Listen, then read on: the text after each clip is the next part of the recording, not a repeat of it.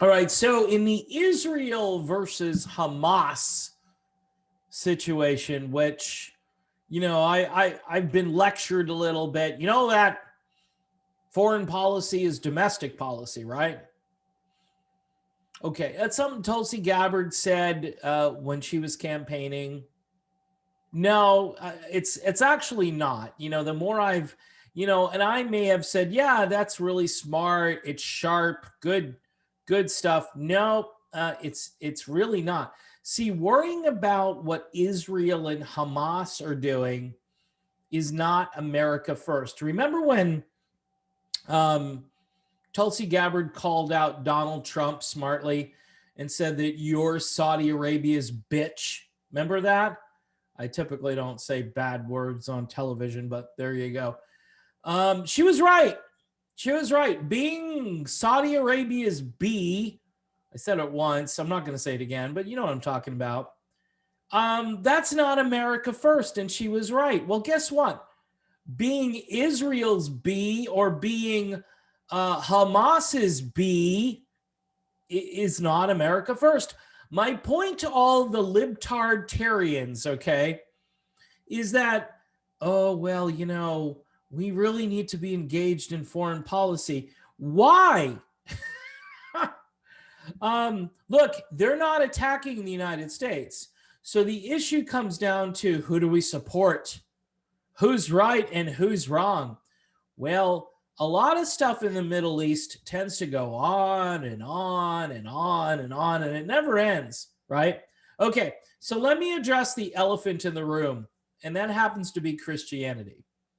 Because there is a pretty large swath, I chose that word very carefully, swath of Christianity that believes that Israel, in their current form, mind you, are God's chosen people, even though they reject the Messiah of the Christian faith, who happens to be Jesus Christ. They are still, technically, the Jews are still waiting for a savior. But yet Christians take Bible verses out of context. Now, you will say, no, the prevailing theology, and people go to school, they go to seminary, and they learn that Israel really is, even now, God's chosen nation, God's chosen people. I don't agree with that. Not because I don't believe in Jesus Christ. I don't agree with it because I don't think it's true in today's world. It may have been true thousands of years ago. It's no longer true. Now, what would make it true? Well, if Jews said, hey, the Messiah has been here, his name is Jesus. Okay, that's pretty simple, pretty straightforward.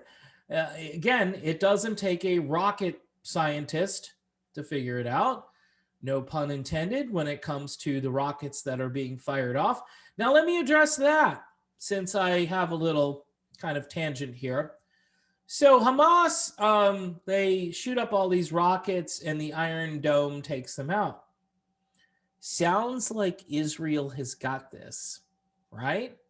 Sounds like they've got this under control.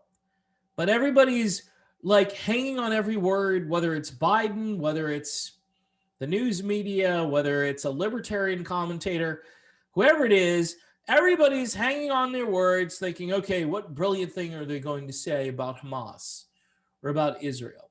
Now, the progressives all think that Hamas is great. They're not great. They're not great. Most of them are likely, not most of them, but the provocateurs, the people who are doing the,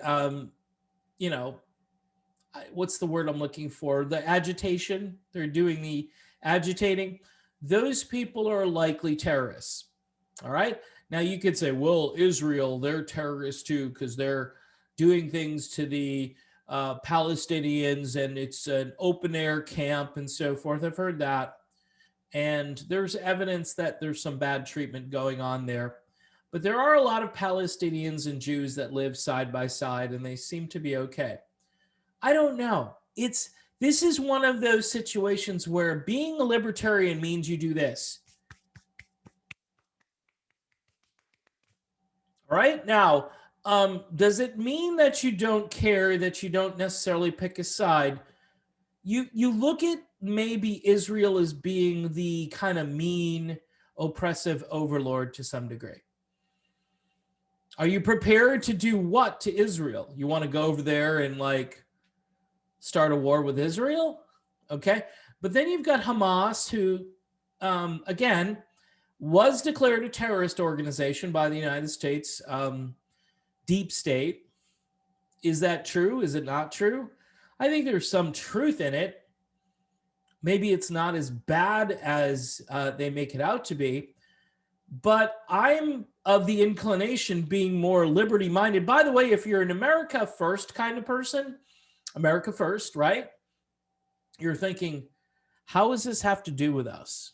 What is going on? So rather than worry about regime change over there, okay, because essentially this is what it's going to amount to, some type of regime change or foreign policy negotiation session, which quite honestly, again, is extracurricular activity. To say that we have enough on our plate right now would be the biggest understatement of the 21st century thus far. And I kind of just look at my libertarian friends when they say, well, look, I understand the whole, I'm not totally agreeing with foreign policy as domestic policy. Maybe the lack of engagement in foreign policy is good domestic policy. But if you're actively even engaged in some kind of foreign policy strategy, you are being distracted. You are being led away.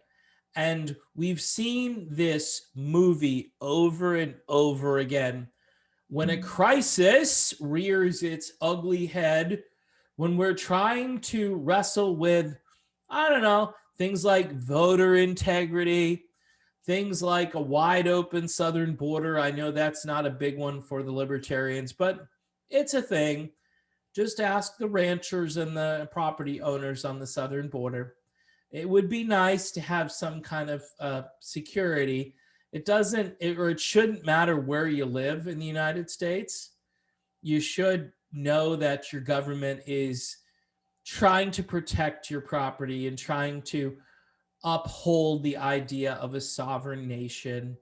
I don't think that's way out of the mainstream of libertarian thought, but because we want all of these workers to come here and we love the free market and we think the free market will lift everybody out of poverty and so forth, that might be true, but you still have to have some type of documentation in place.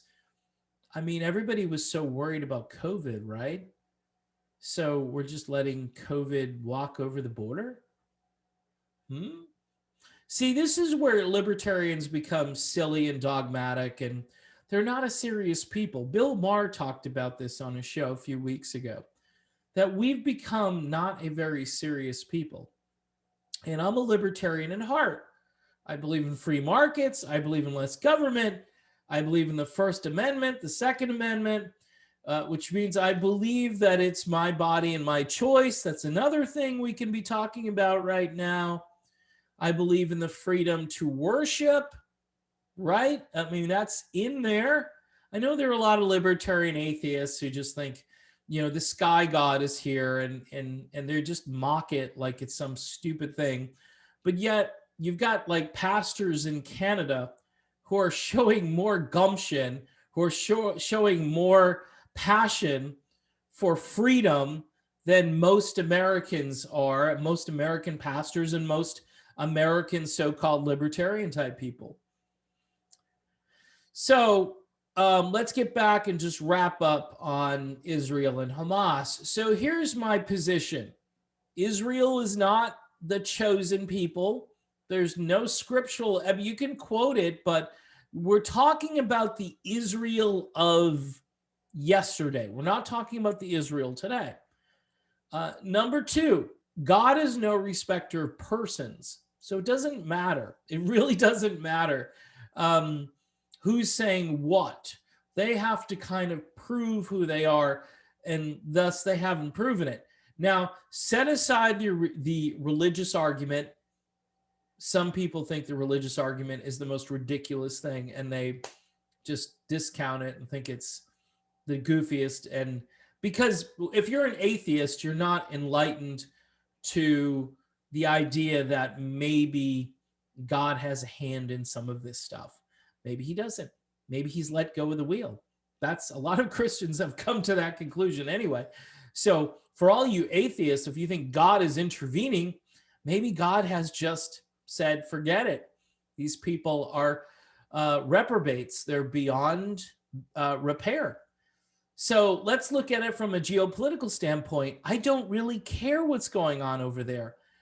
It doesn't affect me directly.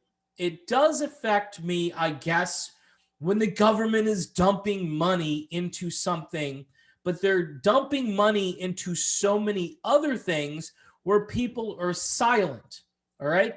And all of this foreign aid, not just going to Israel, but going into countries or two countries that really, really dislike the United States. They dislike freedom.